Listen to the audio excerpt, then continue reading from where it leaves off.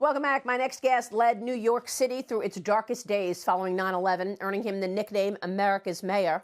18 years later, the Big Apple has become the epicenter of the coronavirus epidemic, with thousands of new cases every day. Is the city prepared for the virus to peak in the next 2 weeks? Joining me right now is former New York City Mayor Rudy Giuliani. And Mr. Mayor, it's always a pleasure to see you. Thank you for being here. Well, it's a pleasure to be with you, Maria. You're doing a great job of covering this terrible crisis. Thank you so much. I know that you were in New York this week. You toured New York City, Brooklyn, other areas. What was your assessment? Well, I spent about 3 or 4 hours in the car yesterday. I drove all through Manhattan, and then I went all the way out to Coney Island, took some pictures, tried to see, are people complying? The answer is, by and large, yes. Are there some people that are not, that are either not wearing masks or too close together? Yes, but it's a minimum. It definitely is a minimum. So if you ask me, is the city prepared? I would say the people of the city are emotionally prepared. I think the president, the governor, and now even the mayor, they've all done a good job of getting the people ready for what is going to be, they say, a terrible, now about a week and a half. It coincides, interestingly, with the Passover, with Good Friday and Easter, all very, very solemn religious holidays. Passover is about the angel of death passing over you, praying for it. I think people are sitting at home praying for that. So I think we're prepared. Are we prepared with supplies, with the number of supplies?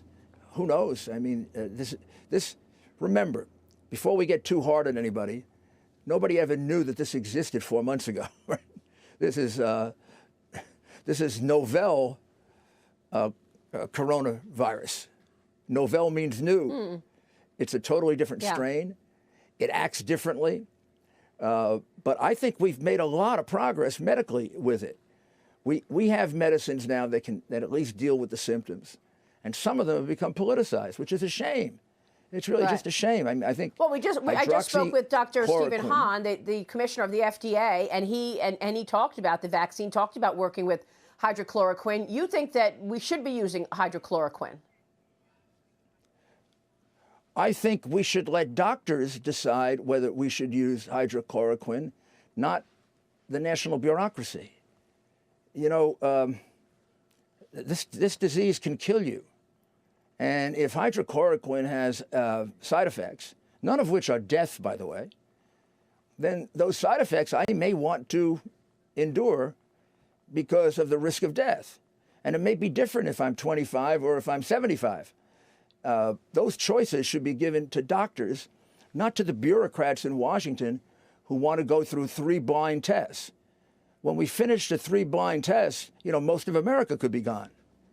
And they sit there in an ivory tower, whereas the guy sitting at Mount Sinai Hospital with the person walking in who's 65 years old with 104 temperature, and I sent one there just the other day, first thing they did before they even talked to him is give him hydroxychloroquine. And it's banned in New York by the governor. Why is the governor banning it? Everything shows that it works. Everything shows that its side effects don't bother you until you take it for a month or two for chronic illness like rheumatoid arthritis or lupus. 5 administrations of it, so far no side effects. And the statistics in France where they've allowed it were exceptionally good. Yeah. There's a dispute as to whether it treats symptoms or cures the disease. But it works.